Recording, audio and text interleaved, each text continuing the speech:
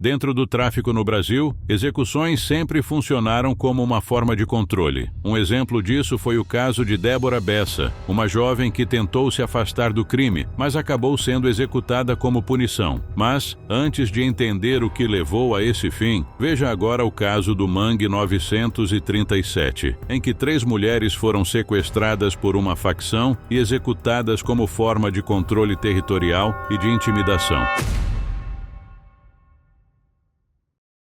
Nos anos 90, bairros periféricos de Fortaleza eram dominados por pequenas gangues locais. Os grupos eram desorganizados, com influência limitada. Esse cenário começou a mudar a partir da década de 2010, quando facções do Sudeste passaram a influenciar diretamente o sistema prisional do Ceará. Com isso, surgiram alianças, rupturas e grupos locais tentando resistir à entrada desses comandos maiores. Um deles foi a Organização Guardiões do Estado. O nome não era à toa. A facção se colocava como defensora do território e reagia com força contra qualquer ameaça. O bairro Vila Velha, às margens do rio Ceará, virou um dos principais palcos dessa disputa. A violência cresceu tanto que, em 2017, muitas famílias deixaram suas casas. Teve gente que vendeu imóvel barato só para conseguir sair dali. O clima era de medo constante, dia após dia.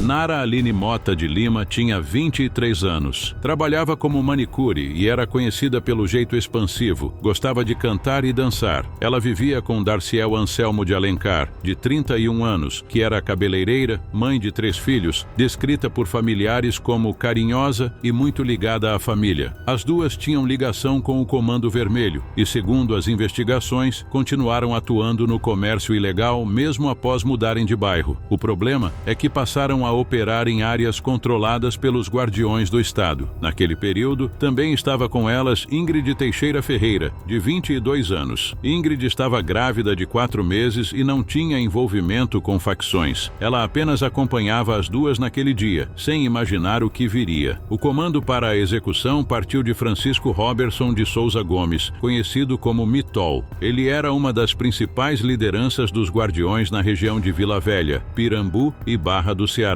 Mesmo preso, continuava dando ordens para o grupo do lado de fora. Mitol já tinha uma longa ficha criminal desde muito jovem. Segundo as investigações, ele exigiu que tudo fosse registrado em vídeo, do começo ao fim. A execução foi organizada por seu braço direito, Geilson Lopes Pires, conhecido como G. Ele assumia a liderança nas ruas enquanto Mitol estava detido.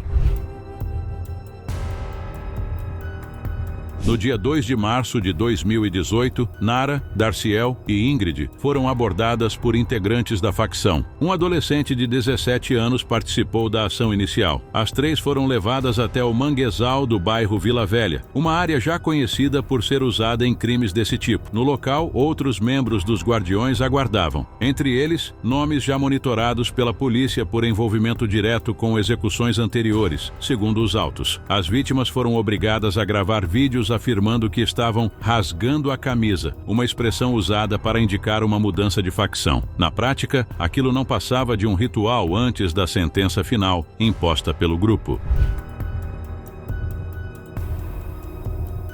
A violência aplicada naquele local seguiu um padrão que as investigações já vinham observando em ações de tribunais do crime. As 3 mulheres sofreram ataques severos até perderem a vida. Depois disso, os restos foram descartados no mangue, em uma área de difícil acesso, a cerca de 1 quilômetro da margem do rio Ceará. Os envolvidos ainda comemoraram o fim da ação. Para eles, era uma missão cumprida, sem hesitação. Os restos das vítimas só foram localizados dias depois, em 9 de março de 2018, após denúncias e a circulação dos vídeos nas redes. O estado do material encontrado exigiu exames de DNA para a identificação oficial. As imagens gravadas pelos próprios criminosos acabaram sendo fundamentais para a investigação. A polícia conseguiu identificar os envolvidos, mapear o local exato do crime e iniciar uma série de prisões em poucos dias, com rapidez. Em fevereiro de 2019, 5 homens foram levados a julgamento. Somadas, as penas ultrapassaram 300 anos de prisão. Na prática, por conta da legislação vigente na época, o tempo máximo de cumprimento ficou limitado. O adolescente envolvido foi sentenciado conforme as regras do sistema socioeducativo. Apesar das condenações, um dos suspeitos chegou a ficar foragido por um período, mas a polícia afirmou que a identificação já estava feita e a captura era questão de tempo, mais cedo ou mais tarde. O caso do Mangue 937 não foi um episódio isolado. Ele representou uma estratégia clara de facções para impor poder, espalhar medo e silenciar rivais. Para as famílias das vítimas, ficou a dor e a sensação de injustiça impossível de reparar. Para o país, mais um lembrete de como o crime organizado transforma a violência em ferramenta de domínio. E, naquele manguezal de Fortaleza, o recado foi deixado da forma mais cruel possível, como um aviso. No início de 2018, Fortaleza vivia um período de tensão constante. Facções disputavam bairros inteiros, linha por linha no mapa. Cajazeiras, na região central da cidade, era um desses pontos sensíveis. Um bairro popular, cheio de pequeno comércio, bares simples e espaços usados para lazer pela própria comunidade. Desde 2016, a guerra entre o Comando Vermelho e os Guardiões do Estado já havia deixado marcas profundas no Ceará. Não era só disputa por território, era vingança acumulada, recado sendo dado, medo espalhado de forma organizada. Na rua Madre Teresa de Calcutá, número 210, funcionava o Forró do Gago. Um espaço simples, bebida barata, música alta e muita gente do bairro. Era um ponto conhecido, frequentado por moradores comuns, trabalhadores, jovens e famílias. Ali, ninguém imaginava que aquela noite terminaria de forma tão trágica. No sábado, 27 de janeiro de 2018, o local estava cheio. Gente conversando, dançando, resolvendo coisas do dia a dia. Entre elas, Maria Tatiana da Costa Ferreira, de 17 anos. Grávida de 2 meses e prestes a se casar, ela tinha ido ao local falar com uma amiga costureira sobre o vestido. Por volta da meia-noite, um motorista que passava perto do forró foi ferido dentro do seu carro. Foi o primeiro sinal de que algo estava errado. Minutos depois, 3 veículos chegaram quase ao mesmo tempo. Cerca de 20 homens desceram armados. Não houve conversa, não houve aviso. Eles entraram gritando palavras que identificavam a facção e começaram a disparar de forma indiscriminada. Não havia alvo específico. A intenção era causar pânico e deixar claro quem mandava naquela área. Dentro do forró, o desespero foi imediato. Gente tentando correr, sem entender o que estava acontecendo. Outros tentando se esconder atrás do palco, pulando muros, subindo em telhados. Do lado de fora, pessoas também foram atingidas nas ruas próximas. Maria Tatiana e a amiga Raquel Martins Neves, de 22 anos, foram atingidas juntas. As duas caíram abraçadas. Horas depois, a mãe de Tatiana recebeu uma ligação e correu até o local, ainda se recuperando de uma cirurgia. Encontrou o chão tomado por garrafas quebradas, chinelos espalhados e o restante das vítimas. Ao todo, 14 pessoas perderam a vida naquela noite. Outras 15 ficaram feridas. A maioria das vítimas era mulher, jovem, sem qualquer ligação com o crime. O detalhe mais pesado para os investigadores foi justamente isso. Não havia seleção. Quem estava ali virou alvo. Entre as vítimas estavam estudantes, trabalhadoras, um vendedor de cachorro-quente que sustentava a família e até um menino de 12 anos que acabou sobrevivendo, mas ficou marcado pelo trauma. A polícia concluiu que a ação foi uma represália direta dos Guardiões do Estado contra o Comando Vermelho, mas não contra alguém específico. Foi um ataque pensado para gerar impacto, espalhar medo e mostrar força. Na manhã seguinte, a poucos quilômetros dali, uma pichação apareceu com a sigla da facção e a frase "Tudo Nosso". Era a assinatura do crime. Segundo as investigações, os criminosos chegaram a cogitar outro local, onde sabiam que haveria integrantes rivais armados, mas desistiram. Preferiram um espaço onde não haveria reação. A escolha não foi aleatória. As apurações identificaram integrantes de uma célula interna dos Guardiões do Estado, conhecida como Quebra-Cocos, jovens considerados linha de frente da organização, usados justamente para ações de alto impacto. Os Guardiões funcionavam de forma descentralizada, com várias células espalhadas pela cidade, mas seguiam uma hierarquia clara. No topo, um conselho formado por fundadores da facção, entre eles Dejair de Souza Silva, conhecido como Deus, apontado como uma das lideranças principais e indicado como mandante da ação.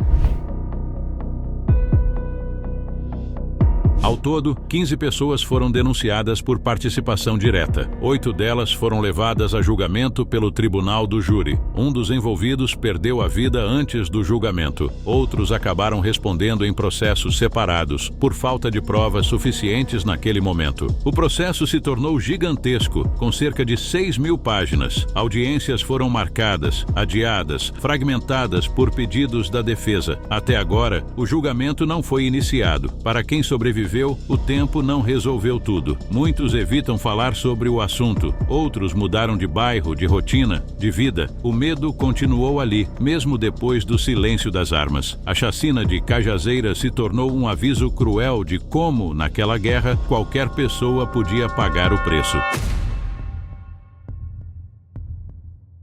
Em janeiro de 2018, um vídeo curto começou a circular em grupos e redes sociais. As imagens mostravam uma jovem ajoelhada no meio da mata, visivelmente assustada, dizendo que não tinha feito nada de errado. Um homem encapuzado gritava acusações enquanto outra pessoa filmava tudo. O registro durou menos de 1 minuto, mas foi suficiente para causar revolta em todo o Brasil. A jovem era Débora Freiger Bessa, de 19 anos. Pouco depois do vazamento, a família confirmou o pior. O que restou dela havia sido enterrado de forma improvisada em uma área de mata na cidade de Rio Branco, no Acre. Débora vivia em Rio Branco, uma capital marcada pela desigualdade social e pela presença constante de facções. Ela se tornou mãe muito cedo, aos 14 anos, e criou o filho praticamente sozinha. O menino tinha 5 anos quando tudo aconteceu. Entre amigos, ela era conhecida pelo apelido de Barbie Beck, um nome que contrastava com a realidade dura em que vivia. Segundo familiares, o maior objetivo dela era dar uma vida melhor ao filho e sair daquele ambiente dominado pela violência.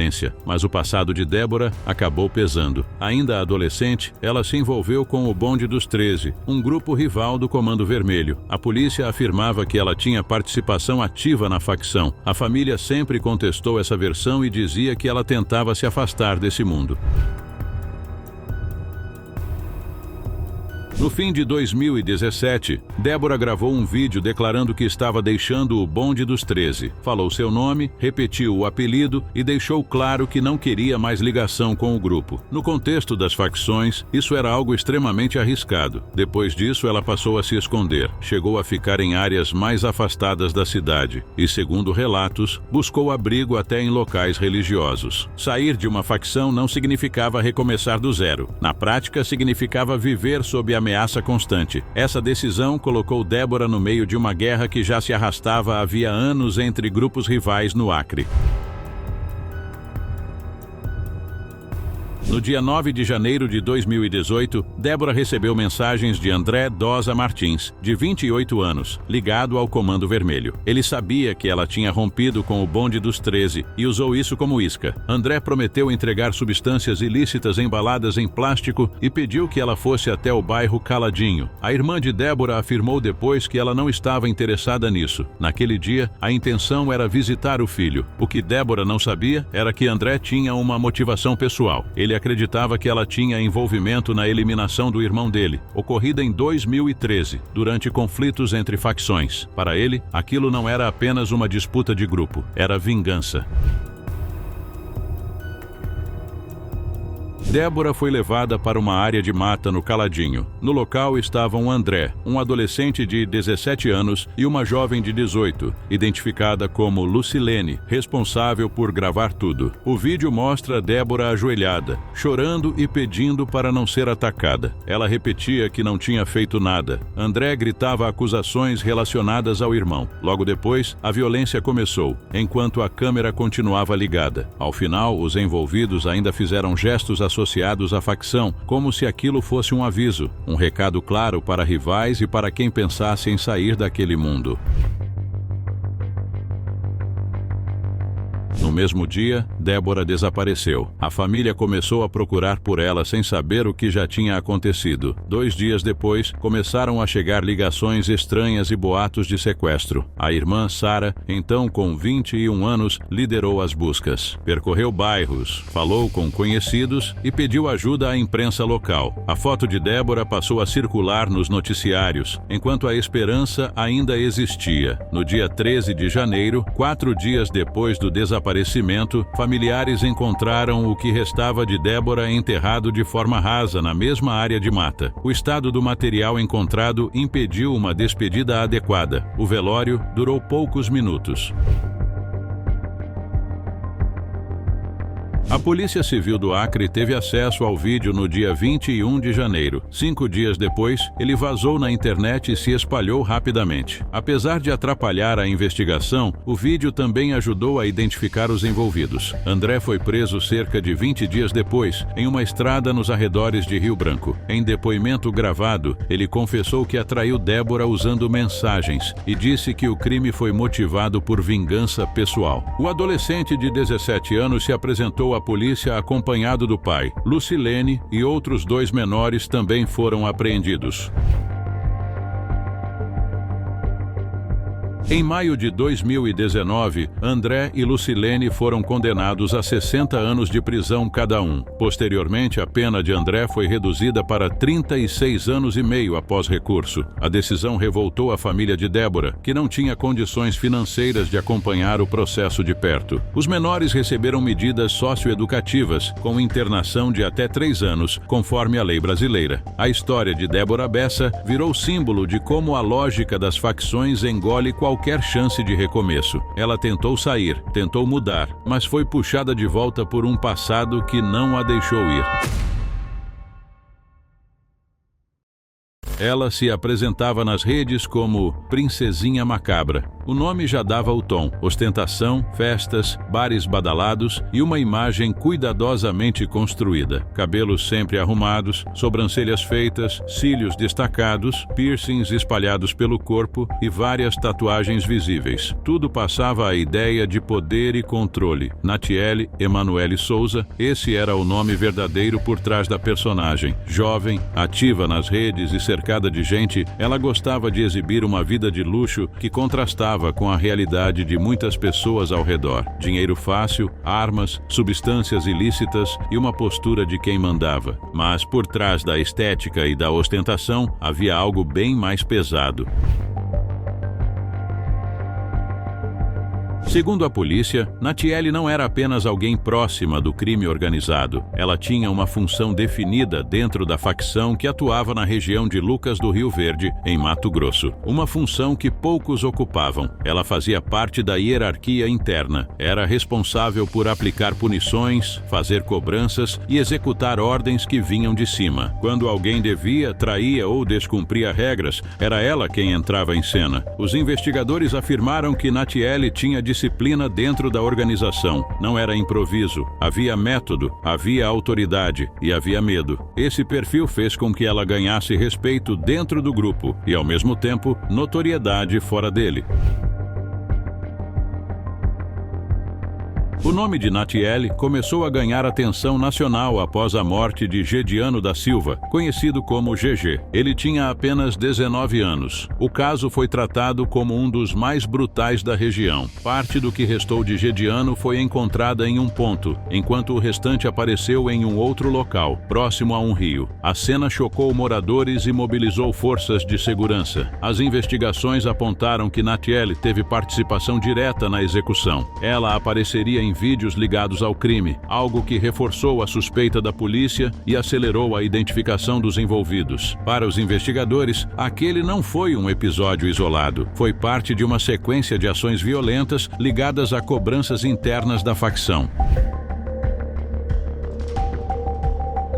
A prisão aconteceu numa quarta-feira, durante uma operação policial. Natiele foi surpreendida dentro da casa onde estava escondida. Não reagiu, não tentou fugir, apenas acompanhou os agentes. Na residência, os policiais encontraram substâncias ilícitas e outros objetos que reforçaram a ligação dela com o crime organizado. Ela não estava sozinha. Havia pelo menos 2 outras pessoas no local, além de um suposto namorado e outros indivíduos que estariam ajudando na fuga. Durante a abordagem, Natiele assumiu que o material encontrado era dela. Mesmo assim, preferiu permanecer em silêncio sobre o crime principal. Para a polícia, o silêncio não surpreendeu. Era comum entre membros de facções, principalmente entre aqueles com posição mais elevada. Os investigadores afirmaram ter reunido provas suficientes para ligar Natiele ao crime, entre elas, imagens, tatuagens visíveis nos vídeos e outros elementos que coincidiam com registros já monitorados antes da prisão. Ela já vinha sendo observada pelas forças de segurança. Segundo a Polícia Civil, Natiele era a mulher que aparecia nos vídeos relacionados à execução de Gediano. Para os agentes, não havia dúvida quanto à identidade. A princesinha macabra construiu uma imagem de poder nas redes, luxo, controle e autoridade. Mas essa imagem desmoronou rapidamente quando a polícia chegou à porta. A jovem que se mostrava fria e dominante passou a ser vista como peça de uma engrenagem maior. Uma engrenagem que usa violência extrema como ferramenta de controle. No fim, a princesinha perdeu o trono. E o caso mostrou como o poder dentro do crime sempre cobra um preço alto.